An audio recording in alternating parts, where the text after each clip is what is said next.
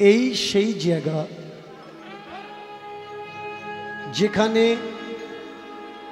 সমস্ত জগতের পাখণ্ডীরা অন্ধকারকে প্রতিষ্ঠা করতে চাচ্ছিল। বীরভূমের মাটিতে প্রথম তাঁতিপাড়ার যুবক সংগঠন তারা তাদের লাল চোখ দিয়ে দেখিয়ে দিয়েছিল যে তোমাদের তৈরি করা কাল্পনিক ব্যবসার ফাঁদে আমরা আর পা দেব না। এই মাটিটার নাম আর সব থেকে আমার ভালো লেগেছে কোনটা, আপনাদের যে মায়েরা বলেছে বাবা গত বছর নাকি প্যান্টুলুন পুরো খোলেনি, একটু আধটু বেঁধে আছে, তা ওটা খোলা লাগবে। আচ্ছা আচ্ছা, এরা কারা?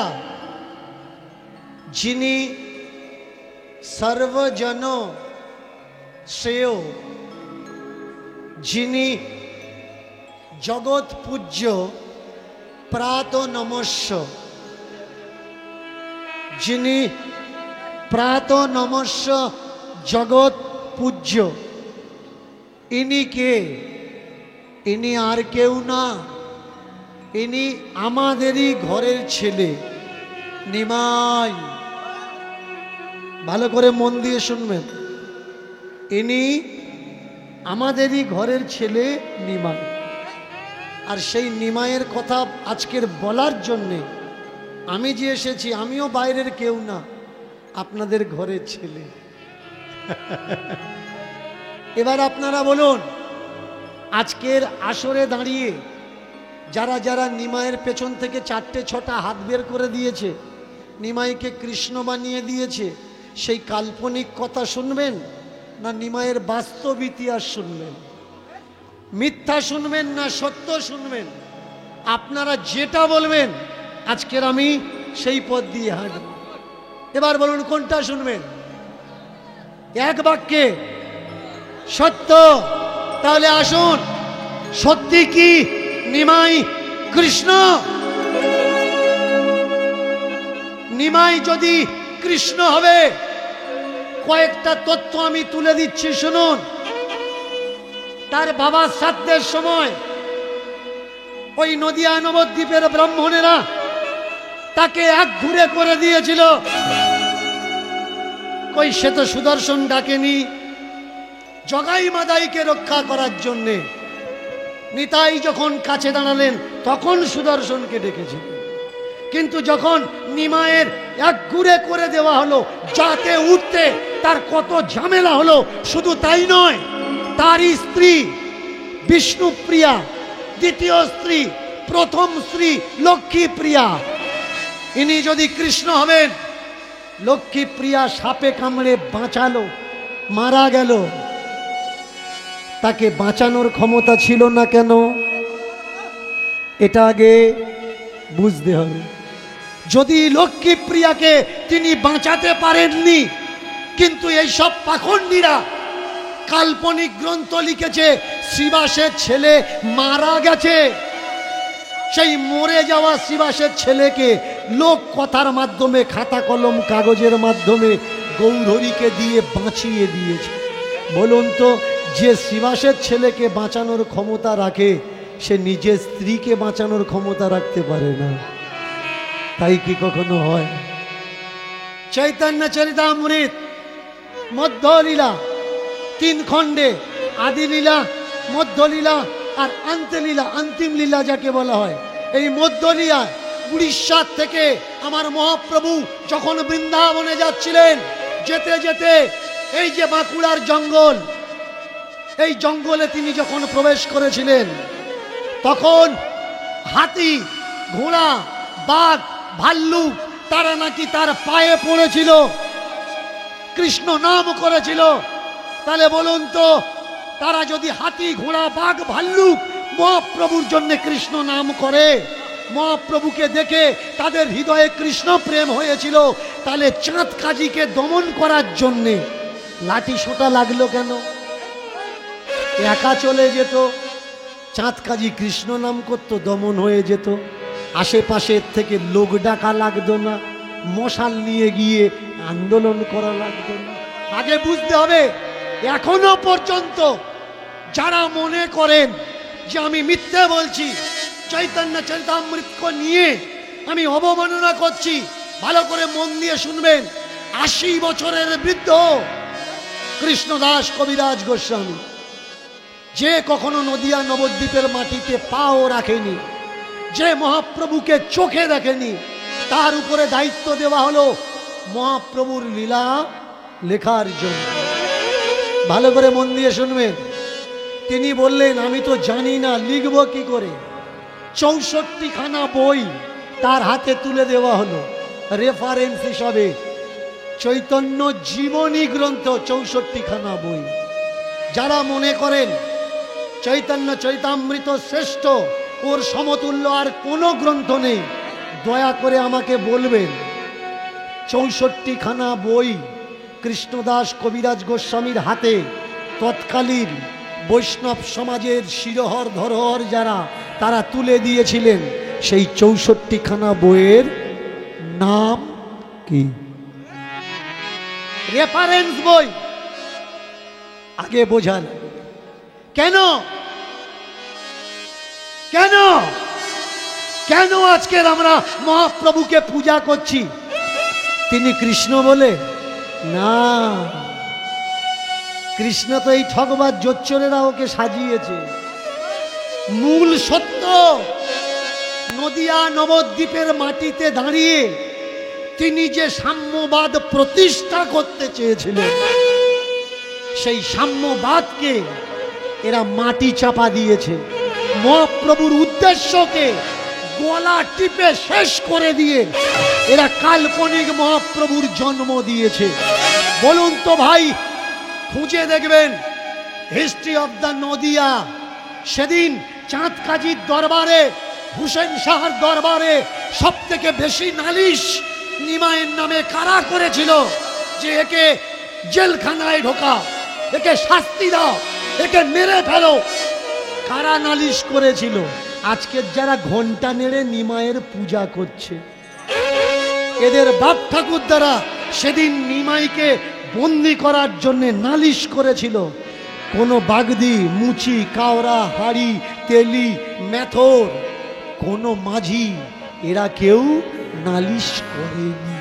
তো এদের নালিশ কেন করেছিল নিমাইয়ের নামে? মন দিয়ে শুনবেন।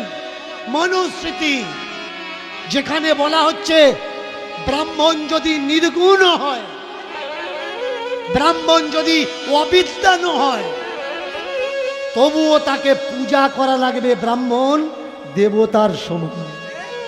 আর শূদ্র যদি উচ্চ শিক্ষিত হয়, তবুও সে পূজার যোগ্য নয়। চিটিংবাজদের কথাগুলো শুনেছেন?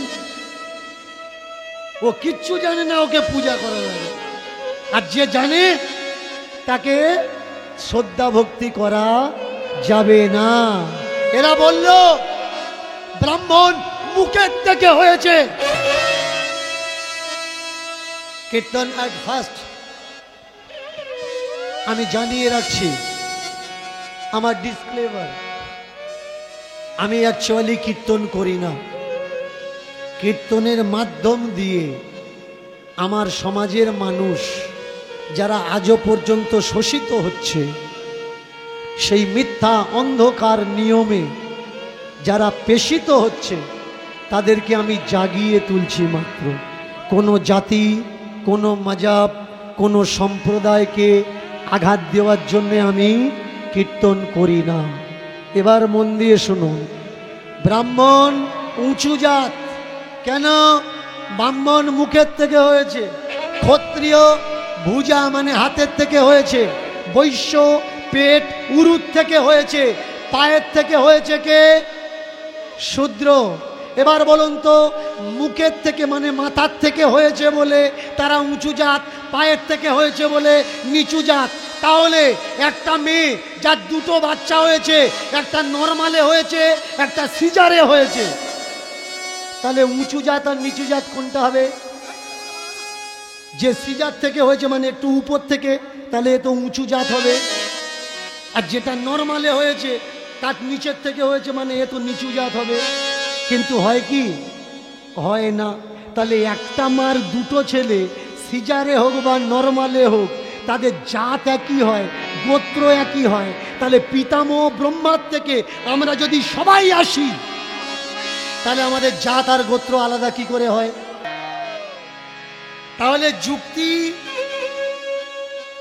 সবার উপরে কি? শিক্ষা। আর শিক্ষাই একমাত্র দিতে পারে মানুষকে জ্ঞানের আলো। যুক্তি কারা দেখায়? ভিতরে শিক্ষা আর জ্ঞান না থাকলে সে কখনো যুক্তি দেখাতে পারবে না। আপনার ভিতরে কিচ্ছু নেই। অনেকে বলছে ভক্তি সর্বশ্রেষ্ঠ, বিশ্বাসের আগে আর কিচ্ছু নেই। বিশ্বাসে মেলায় বস্তু, তর্কে বহুদূর।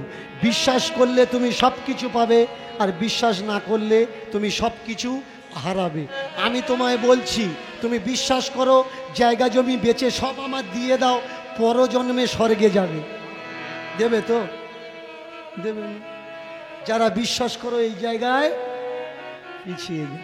তাকিয়ে দেখুন, একটা গাছ চারটে ডাল। বলুন তো দেখি, পূব দিকের ডাল, পশ্চিম দিকের ডাল, উত্তর দিকের ডাল আর দক্ষিণ দিকের ডাল। কোনো আমের দোকানদার ওই আমগুলো কিনতে গেছে। এবার যদি যে গাছের মালিক সে বলে পূব দিকের ডালের আমগুলো দাম বেশি, আর পশ্চিম দিকের ডালের আমগুলো একটু কম, উত্তর দিকে তার নিম্নে, আর দক্ষিণ দিকে তার থেকে আরো কম, বলুন যে কিনতে গেছে ও কি বলবে? যে বলছে ও পাগল না মাথা মোটা? এই ব্রাহ্মণ মাথার থেকে আর শূদ্র পায়ের থেকে হলো। নির্যাত কারা? যে পাড়াতে আজকের গান করতে এসছি, এই পাড়ার নাম তাঁতি পাড়া। তাঁতি কারা? যারা বস্ত্র কাপড় তৈরি করে। বলুন তো, যারা পুরো জগৎকে লজ্জা ঢাকার জন্য কাপড় তৈরি করে দিল, তারা নির্যাত কি করে হয়? বলুন তো, চাষি কৃষক যে মাটিতে গিয়ে ফসল ফলায়, পুরো জগতের মুখে অন্ন তুলে দেয়, যে কঠোর পরিশ্রম করে মানুষকে বাঁচার জন্যে অন্ন তুলে দিচ্ছে, সে নির্যাত কি করে হয়? আর কিছু জোচ্চোর ঠকবাজ ঘন্টা নেড়ে নেড়ে তোমার কলসির চাল খাচ্ছে আর বলছে আমরা বড় জাত। বলো তো, যাদের নিজের পেট অন্ন দেওয়ার জন্যে ক্ষমতা নিজেদের নেই, তোমার ইনকামের টাকায় যারা বেঁচে আছে, তারা বলছে আমরা বড় জাত, তোমরা নিচু জাত। কেউ কেউ বলেছে আমাকে ফোন করে যে আপনি কি করছেন? আপনি জানেন ব্রাহ্মণ সমাজের মেরুদণ্ড। ব্রাহ্মণ যদি এ দেশে না থাকতো, তাহলে এই দেশ ধ্বংস হয়ে যেত। বলুন তো, ব্রাহ্মণ যদি সমাজের মেরুদণ্ড হবে, এতদিনে সতীদাহ প্রথা চলছিল, ব্রাহ্মণেরা চলতে দিল কেন? চলতে দিল আগে বোঝা লাগে। শুধু তাই নয়, শূদ্র জাত নিজ জাতের মেয়েদের নাভির উপরে কাপড় পরা নিষেধ ছিল। নাভির উপরে কাপড় দিয়ে ঢাকতে পারবেন না, আর যদি ঢাকতে হয় তাহলে আপনাকে কর দেওয়া লাগবে, জিএসটি চাপবে। আর এই করটা যাবে কোথায়? বর্তমান যাকে বলা হচ্ছে তিরুপতি মন্দির। ভালো করে শুনুন। বলুন তো, সমাজের মেরুদণ্ড ব্রাহ্মণেরা এই নিয়মটা চলতে দিল কেন? যে পুকুরে ব্রাহ্মণরা জল খায়, সে পুকুরে পুকুরে জল খেতে পারে, আপত্তি নেই, কিন্তু কোন শূদ্র সেই পুকুর থেকে জল খেতে পারবে না।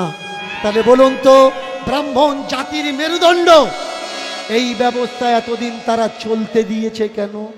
শুধু তাই নয়, শুধুমাত্র ব্রাহ্মণের শিক্ষার অধিকার, শিক্ষার অধিকার অন্য কোনো জাত আর পাবে না। শিক্ষার অধিকার যারা আমার দেশ থেকে কেড়ে নিয়েছিল, তারা জাতের মেরুদণ্ড কি করে হয়? আপনারা ভাবছেন এই নোংরা নিয়মগুলো কারা তুলেছে? আমাদের মতো কিছু মাথা মোটা পাগলের দলেরা প্রতিবাদ করে ইংরেজদের সঙ্গে 1818 সালের পর থেকে একটা নিয়ম লাগু করেছে। নিয়ম লাগু করে এই অন্ধকার নিয়মগুলো বন্ধ করেছে। কখনো ভেবেছেন মুসলমানরা 800 বছর রাজত্ব করেছে, এই দেশ শাসন করেছে, তখন কারো স্বাধীনতার কথা মনে হয়নি? দেশ স্বাধীন করা লাগবে, দেশ স্বাধীন করা লাগবে। হঠাৎ ইংরেজদের 200 বছর রাজত্বের টোটাল চক্রকালে স্বাধীনতা করে এরা লাফালো কেন? কারণ এরা দেখলো ইংরেজ যদি এদেশে থাকে তাহলে আমাদের মানিজ্য থাকবে না। সবাইকে এরা নিয়ম করে সমান করে দিচ্ছে। মনুস্মৃতি, মুসলমানরা মনুস্মৃতিকে বাধা দেয়নি। মুসলমানরা তারা দেশ শাসন করেছে শরিয়ত কানুন লাগু করে। এই জগতের আমাদের দেশের বর্ণশ্রেষ্ঠরা, বর্ণবাদীরা, তারা মনুস্মৃতি দিয়ে শাসন করত। আর এই মনুস্মৃতি ইংরেজরা বলল মনুস্মৃতির নিয়ম দিয়ে দেশ চলবে না। মনুস্মৃতির কি নিয়ম? কোনো ব্রাহ্মণ যদি, ভালো করে খেয়াল করবেন, কোনো ব্রাহ্মণ যদি কাউকে হত্যাও করে, খেয়াল করবেন, কোনো ব্রাহ্মণ যদি কাউকে হত্যা করে, কোনো চরম অপরাধ করে, তাহলে ব্রাহ্মণকে সাজা দেওয়া যাবে না। আর যদি সে বলাৎকারও করে, ধরে নিতে হবে এটা ব্রাহ্মণ তার উপরে করুণা করেছে, তার উপরে কৃপা করেছে। আমার মুখের কথা নয়, মনুস্মৃতিটা পড়বেন। বাবা সাহেব আম্বেদকর এমনি এমনি মনুস্মৃতি পুড়িয়েছে, এমনি এমনি পোড়ায়নি। আগে পড়াশুনো করা লাগবে, তারপরে গিয়ে বুঝতে পারবেন কোনটা ঠিক কোনটা ভুল। আমার নিমাই এদেশে এসে, এদেশে জন্মে, তিনি যখন লেখাপড়া শিখে পণ্ডিত হলেন, যখন নদিয়া নবদ্বীপে চতুর্দিকে প্রচার ছিল জাতির শ্রেষ্ঠ ব্রাহ্মণ, ব্রাহ্মণ সর্বশ্রেষ্ঠ, কিন্তু আমার নিমাই কি বললে? দ্বিজোদপি চণ্ডাল শ্রেষ্ঠ যদি করে হরি না। চণ্ডাল শ্রেষ্ঠ তখন হবে যদি সে হরিনাম করে। আর ব্রাহ্মণ হয়ে যদি হরিনাম ত্যাগ দেয়, হরি ভজনা উপাসনা যদি ত্যাগ দেয়, তাহলে সে চণ্ডালের থেকেও নীচ বলে গণ্য হবে। তিনি হাত তুলে ডাক দিলেন, ওরে আয় তোরা আমার কাছে, আয় তোরা নে মধুর হরিনাম। হরি বল, হরি বললেই আর কিচ্ছু করা লাগবে। উঁচু নিচু জাত বলে এই পৃথিবীতে কিচ্ছু নেই। আয় তোরা যারা, যাদেরকে সমাজ থেকে তাড়িয়ে দিয়েছে জাত জাত বলে, আমি তোদের আশ্রয় দেব। কেন? তিনি হাত তুলে, যারা গেছিল পদ ভুলে তাদের তিনি ডাকলেন হাত তুলে। যারা গেছিল সমাজ থেকে চলে তাদের তিনি ডাকলেন হাত তুলে। ওরে আয় আমার কাছে আয়, আমি তোদের আশ্রয় দেব। আমি একটা নতুন সমাজ তৈরি করব। কি সমাজ? যেখানে ব্রাহ্মণ বৈশ্য ক্ষত্রিয় শূদ্র থাকবে না। সেই সমাজের নাম হবে বৈষ্ণব সমাজ। বৈষ্ণব সমাজ। যে সমাজে উঁচু নিচু বলে কিচ্ছু থাকবে না, সবাই এক হবে, সবাই সবাইকে কোল দেবে, সবাই সবাইকে জয়যুক্ত করবে। একে অন্যকে দেখতে পেলে কেউ হাত তুলে বলবে, কেউ হাত জুড়ো করে বলবে জয় নিতাই, জয় গৌর, হরে কৃষ্ণ। এই হবে তাদের প্রথম আলাপ। সবাই সবাইকে দেখে প্রণাম করবে, সবাই সবাইকে মান সম্মান দেবে, উঁচু নিচু বলে কিচ্ছু থাকবে না। কিন্তু হায় আমার সেই দয়ালের সাধের বৈষ্ণব সম্প্রদায় কতিপয় কিছু জোচ্চোর মানুষ এই দলের ভিতরে ঢুকে পড়েছে। ঢুকে পড়ে মহাপ্রভুর নিয়মকে বুড়ো আঙুল দেখিয়ে তারা নিজেরাই নিয়ম তৈরি করে নিয়েছে। নিয়মটা কি? নিয়মটা হলো যারা দীক্ষা নেয়নি তার হাতে খাওয়া যাবে না।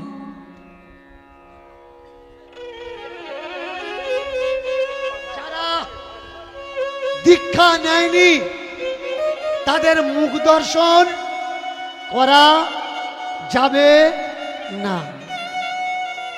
নিরামিষ খেতে হবে, পেঁয়াজ রসুন ত্যাগ দিতে হবে। নিয়মগুলো ভালো করে শুনবেন। পেঁয়াজ রসুন ত্যাগ দিতে হবে, নিরামিষ খেতে হবে। আচ্ছা, এই বড় পাকাটা মেশিনের দিকে মেরে ছোট পাকাটা এদিকে দাও না, তাহলে ভালো হয়। তাহলে আচ্ছা তাহলে বলুন নিরামিষ কি আর আমিষ কি? কি নিরামিষ খাও তো? যারা ভয় করছে, লজ্জা করছে হাত তুলতে, কি নিরামিষ খাও তো? খাও, মরবে, খাও। তোমরা যদি নিরামিষ না খাও, যারা পড়াশুনো করে ডাক্তারি দোকান খুলে রেখেছে তাদের বউ বাচ্চাগুলো কোথায় যাবে? কত টাকা দিয়ে বিদেশ থেকে চাকু ছুরিতে কিভাবে ধার দিতে হয় শিখে এসেছে, তারা যাবে কোথায়? তাদের সংসারে তো চলা লাগবে। বলো তো দেখি, তোমরা যারা নিরামিষ খাও, গ্যাসের রুগী, গ্যাসের ক্যাপসুল খাচ্ছ সকালবেলা বাসি পেটে মুখ ধুয়ে, এইবার বলো তো ওই ক্যাপসুলের কভারটা কি দিয়ে তৈরি হয়? ও তো মাছের পটকা দিয়ে তৈরি হয়। খাচ্ছ কেন ভাই? তাহলে তো গ্যাসের ওষুধ খাওয়া যাবে না। মেনে চলো, তুমি ক্যালসিয়ামের ওষুধ খাবে। ক্যালসিয়াম, ক্যালসিয়াম হয় কোত্থেকে? জীবজন্তু জানোয়ারের হাড়ের গুঁড়ো থেকে ক্যালসিয়াম তৈরি হয়। তাহলে তো তুমি ওষুধ খেতে পারবে না। এবার মেনে চলো, তুমি চোখে কম দেখছো, তোমাকে কড লিভার অয়েল মেডিসিন ফার্মে, লিকুইড ফার্মে তোমাকে নেওয়া লাগবে, খাওয়া লাগবে। কড লিভার অয়েল মানে কি? মাছের চর্বি থেকে তৈরি হয়, মাছের তেল থেকে তৈরি হয়। তাহলে তো তুমি এগুলো খেতে পারবে না ভাই। আর সব থেকে বড় কথা, তোমরা যারা বলছো আমরা মাছ মাংস খাই না, আমরা নিরামিষ খাই, আমাদের ভিতরে হিংসা নেই, তাহলে বলো তো, তোমরা যারা মাছ খায় তাদের বাড়িতে যাও না, যারা মাংস খায় তাদের বাড়িতে যাও না, যারা পেঁয়াজ রসুন খায় তাদের বাড়িতে যাও না, তাহলে তোমাদের ঠাকুর ঘরে, মন্দিরে, তোমাদের আশ্রমে কীর্তনের সময় গরুর চামড়ার ঘোলটা বাজাচ্ছ কেন?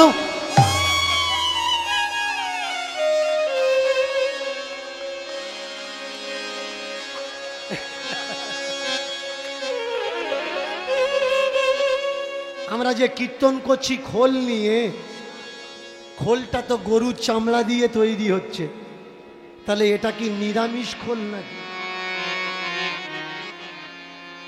যে তোমরা বন্ধ করো, মঠ মন্দিরে গিয়ে বাজাচ্ছ, কখনো ভেবে দেখেছো মাছ খাও না তা মরা গরুর চামড়ায় হাতটা ঘষছো কি করে? লজ্জা থাকার দরকার তো। আগে বোঝা লাগবে তুমি যেটা বলছো, তুমি যেটা করছো, সত্যি কি নিরামিষ বলে পৃথিবীতে কিছু আছে? কেউ তোমায় বুদ্ধি দিল আর তুমি সেই পথে চললে। অনেকে তো আবার প্রতিজ্ঞা করে আছে। এই দেখ, ডাক্তার বলে দিচ্ছে খাসির যে ছাঁট তার স্যুপ তৈরি করে খা, না হলে বাঁচবি না। ও তখন বলছে, ও ডাক্তার বাবু, মরে যাই যাব, আমি খাবো না। তাহলে তুই ডাক্তার দেখাতে গেছিস কেন?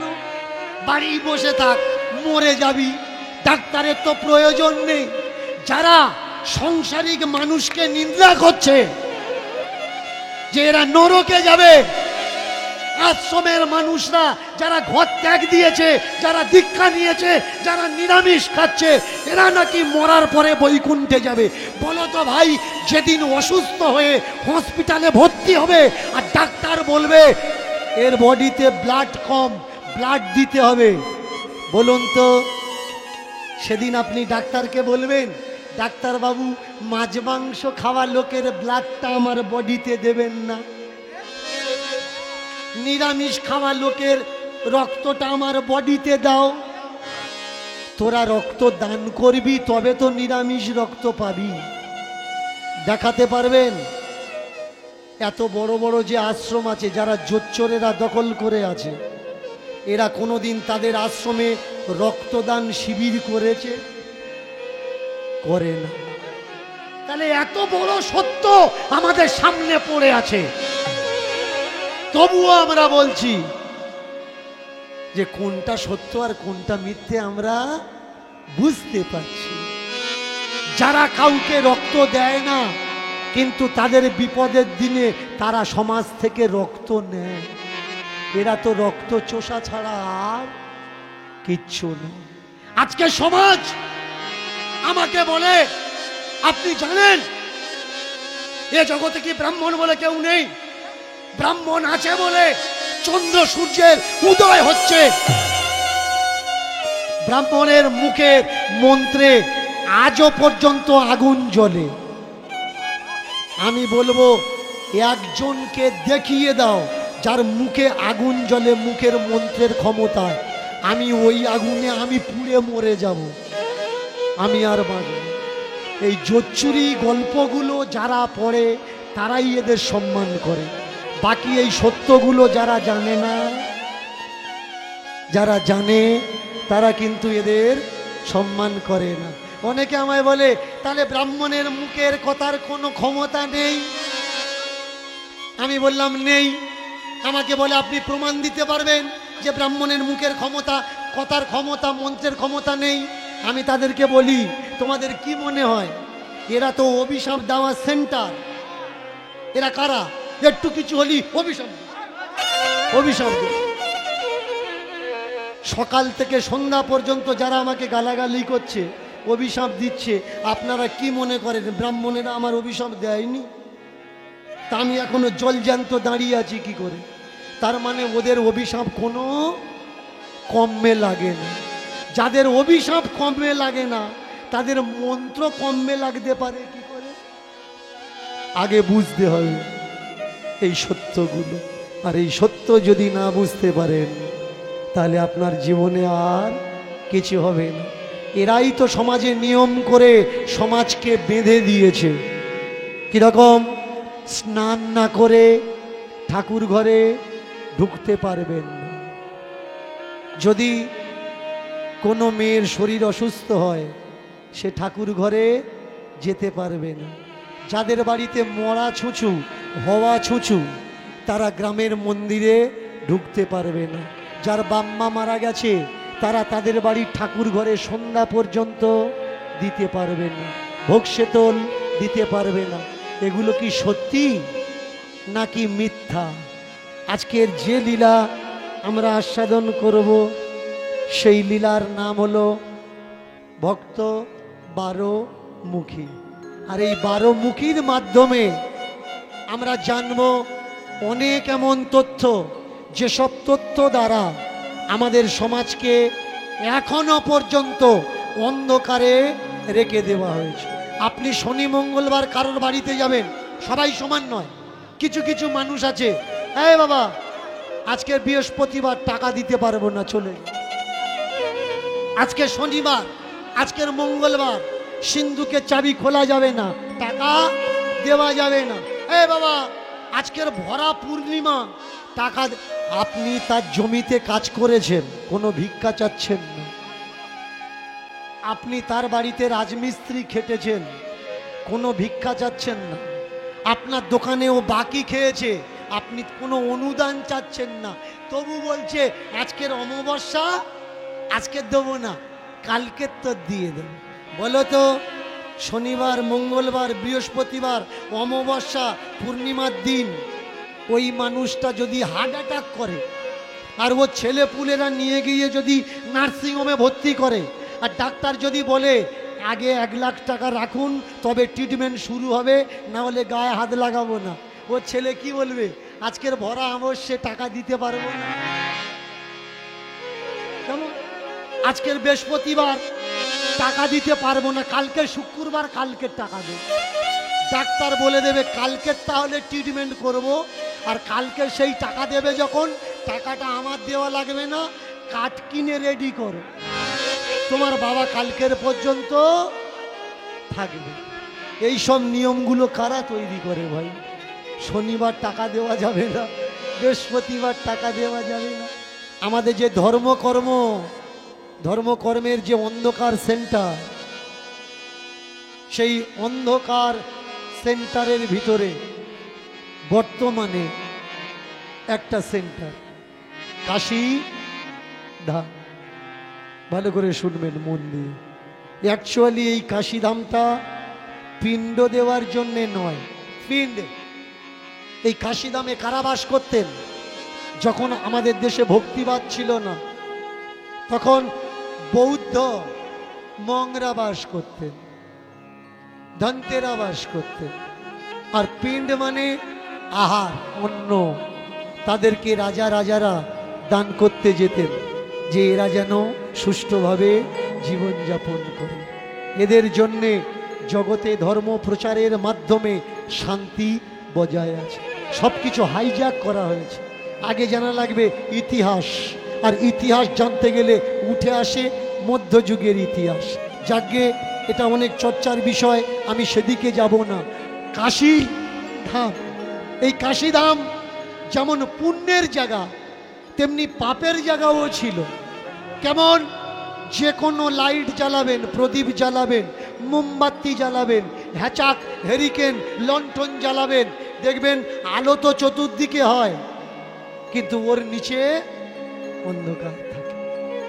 কাশীধাম, আর ওই কাশীধামে তৎকালীন সময়ে যে বারবধূরা বাস করতেন, গণিকারা, যারা শরীর বিক্রি করতেন, তার ভিতরে কাশীধাম বারবধূদের সব থেকে শ্রেষ্ঠ জায়গা ছিল। ওই বারবধূদের ভিতরে একজন বারবধূ, তার নাম 12 মুখী। দেহ বিক্রি করতেন, কিন্তু তার প্রতিদিনের কাজ ছিল প্রভাত। গঙ্গা স্নান করে ফিরে যাচ্ছে, ফিরে যেতে যেতে শুনতে পেল পাশে একজন ধর্মগ্রন্থ পাঠ করছে, আর ধর্মগ্রন্থ পাঠ করতে করতে সে উচ্চারণ করছে, গুরু ধরো, গুরু ধরো, গুরু বিনা জীবনের উন্নতি না। গুরু ধরো, গুরু করো, গুরু ছাড়া তোমার উদ্ধার হবে না। গুরু ধরো, গুরু ধরো, গুরু একমাত্র, গুরু একমাত্র মুক্তির কারণ। এই জগতে গুরু ছাড়া পথ দেখাতে তোমার কেউ পারবে না। কিন্তু গুরুর মিনিংস আমরা আজকের ভুল করছি। কে গুরু? গুরুকে অনেকে মনে করে উঁচু লম্বা হবে, বিদেশ থেকে, হিমালয় থেকে আসবে, গলায় গোচা গোচা মালা থাকবে, সারা গায়ে বাঘের মতো ফোঁটা কাটা থাকবে, খড়ম পরে হাঁটবে, বড় আশ্রম থাকবে, সে গুরু না ভাই। গুরু তোমার মা, গুরু তোমার বাবা, এছাড়া বড় গুরু আর পৃথিবীতে কেউ নেই। এবার অন্য গুরু যদি করতে হয়, বাবা মা তোমার ধরিয়ে দেবে। বাবা মা গুরু করায় কেন? বাবা মা যদি বলে আমরা মহান, শিষ্য মানবে না, ছেলে মানবে না। কিন্তু অন্য কেউ যদি তাকে বলে তোর বাবা মাই হলো শ্রেষ্ঠ, তাই বাবা মা গুরুর হাতে তুলে দেয়। ছেলে যাতে বাবা মাকে শ্রদ্ধা করে, সম্মান করে, বাবা মাকে অপমান না করে, গুরুজনদের অপমান না করে, বাবা মার যাতে দুঃখ কষ্ট না দেয়, তার জন্যে বাবা মা ছেলেকে গুরুর হাতে তুলে দেয়। এবার বলুন তো, বর্তমানে যারা গুরু হয়েছে তাদের হাতে তুলে দেবেন। আমরা ছোটবেলায় একটা খোলা খেলা করতাম, যার হাতে জন দিলাম সে নিয়ে পালা। এই গুরুরা বর্তমানে পালানো গুরু, এদের হাতে ছেলে মেয়েকে তুলে দেবেন, দুদিন বাদে ওই ছেলে মেয়ে আপনার শত্রু কোন সময় হয়ে যাবে আপনি বুঝতে পারবেন না। যার হাতে তুলে দিলাম সমাজকে দেখানোর জন্যে, সে সমাজের জন্যে ঘৃণা তুলে দেয়। সে বলে দেয় আমি কে জানিস, আমি তোর মুক্তির রাস্তা, আমি তোর একমাত্র পথ, আমার ছাড়া ভব নদী পেরিয়ে যেতে পারবি না। এইবার প্রশ্ন আসে, গুরু কে? গুরু কে?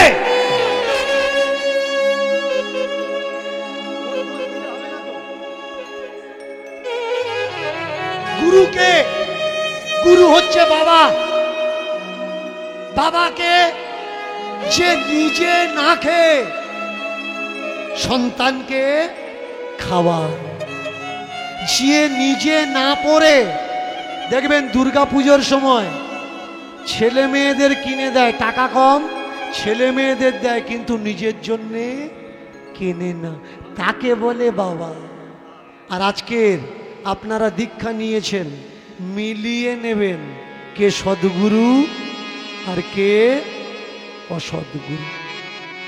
ছেলে যদি সাঁইথিয়ায় লেখাপড়া করছে, ঘর ভাড়া করে আছে, বলুন তো বাবা বা মা যদি তাকে দেখতে যায়, খালি হাতে যাবে?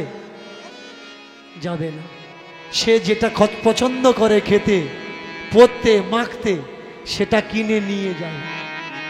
আর সে ভাববে আমার বাবা মার জন্যে কিছু এনেছে।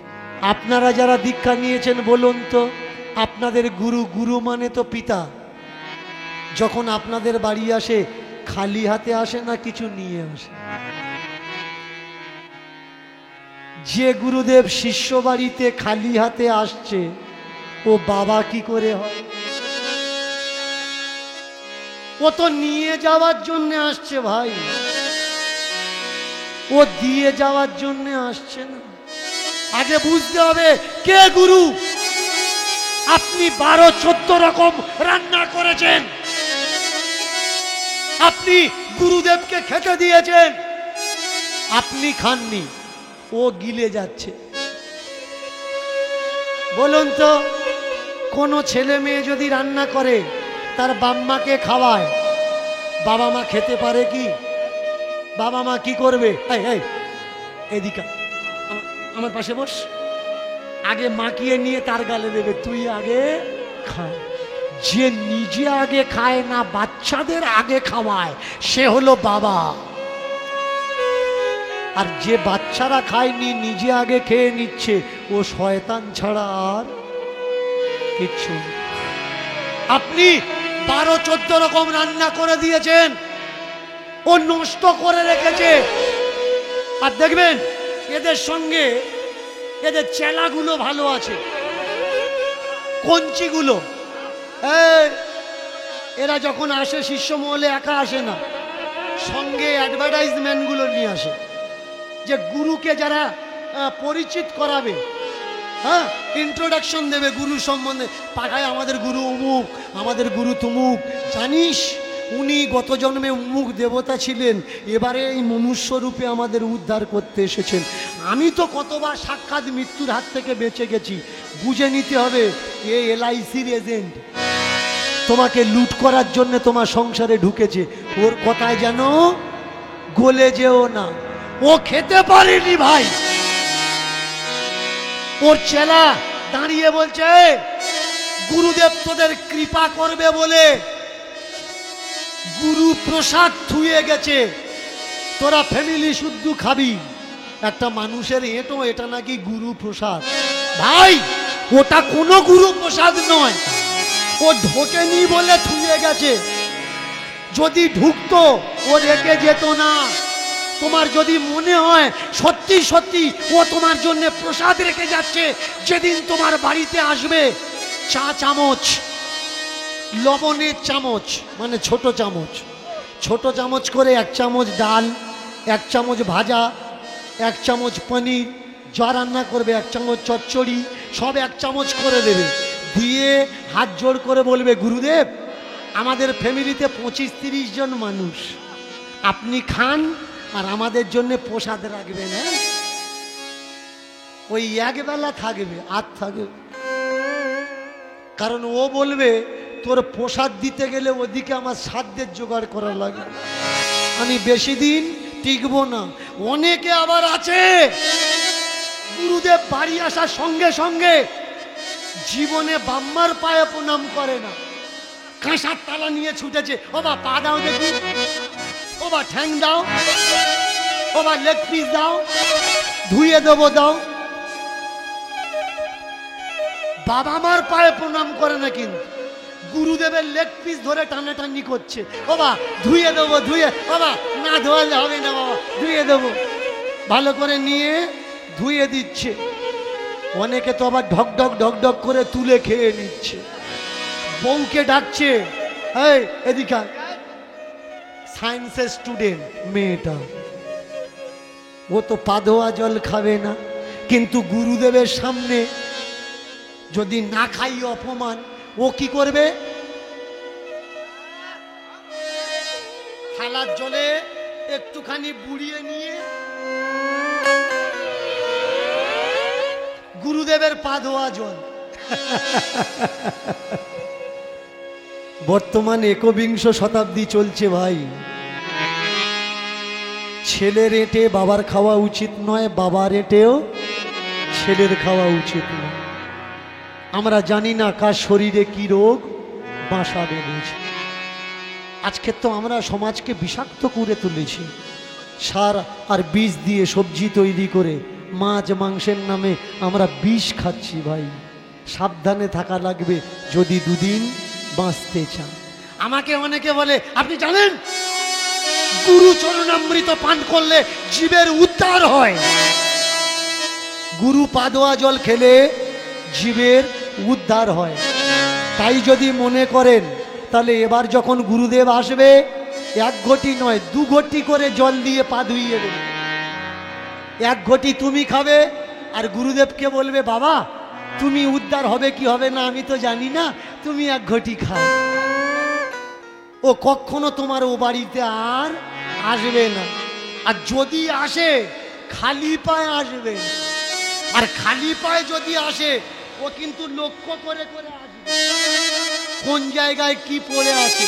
কারণ ও জানে কি কি মারিয়ে চলে যাব, ও তো ধুয়ে খাইয়ে দেবে। সাবধানী হাঁটি দুর্ঘটনা ঘটি। কাশীর ঘাটে, কাশীর ঘাটে শাস্ত্র পাঠে